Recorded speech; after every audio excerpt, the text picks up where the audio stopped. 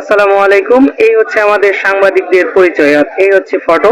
অবাক করার বিষয় হচ্ছে যে এখানে আসলে ফটো তুলতে ছবি তুলতেও অনেক বাধা ছিল। পরবর্তী সময়ে এসে পুলিশ তাদের নিয়ে যায়।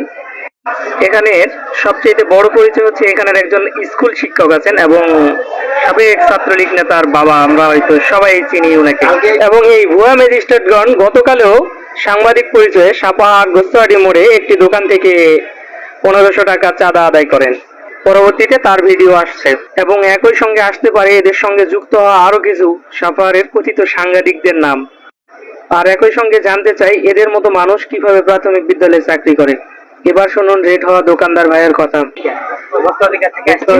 হ্যাঁ, আমরা প্রশ্ন করছি কোথায় আমরা নওগাঁ থেকে এসেছি। কোথায় আমি চিনতে পারিনি। আসার পরে একজন ভিতরে গেছে আর একজন এখানে আমার সাথে কথা বলতেছে, একদম খাতা নিয়ে খাড়ায় আছে ওখানে। হ্যাঁ, আর তারপরে এখানে আসার পরে আমাকে জিজ্ঞাসা করতেছে যে দোকানে ট্রেড লাইসেন্স কোথায়? ট্রেড লাইসেন্স তো আছে আমার, ট্রেড লাইসেন্স বের করে। ঠিক আছে, ট্রেড লাইসেন্স আমি দেবো, ট্রেড লাইসেন্স। হ্যাঁ, তারপরে এইগুলো কথা বলতে বলতে ওই একজন আবার যে আমার সব মানে চেক করতে, দোকান চেক করতে। হ্যাঁ দোকান চেক করতে। এই দোকান চেক করতে আমার এক ছোট ভাই আসছে।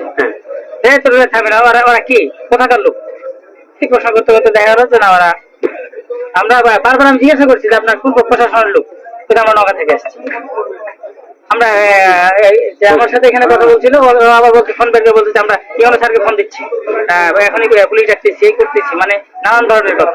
তখন আমার এক ছোট ভাই এসে প্রতিবাদ করছে যে আপনারা কি, আপনারা পরিচয় দেন, আর আপনারা যদি রেট দিতে হয় তাহলে আপনারা প্রশাসন ছাড়া রেট দিতে পারবেন না।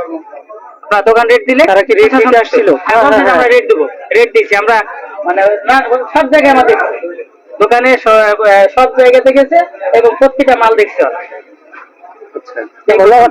তারপরে আমরা জানার পরে ওদেরকে আটকেছি যে না এরা তো আসলে আমরা বাইরে একটু ফোন টোন দিচ্ছি যে আসলে এইভাবে রেট দেয় না, রেটের কারণটা কি বলছে না, প্রশাসনের লোক ছাড়া রেট কেউ দিতে পারে না। রেট যদি দিতে হয় অন্তপক্ষে যদি হয় তাহলে আপনার আনসার দুইটা অন্তপক্ষে থাকবে সঙ্গে। এই তখন আমরা আটকাচ্ছি যে আপনারা পরিচয় দেন যে আমরা ইয়া থেকে আসছি, আমরা রেট দিতে আসছি।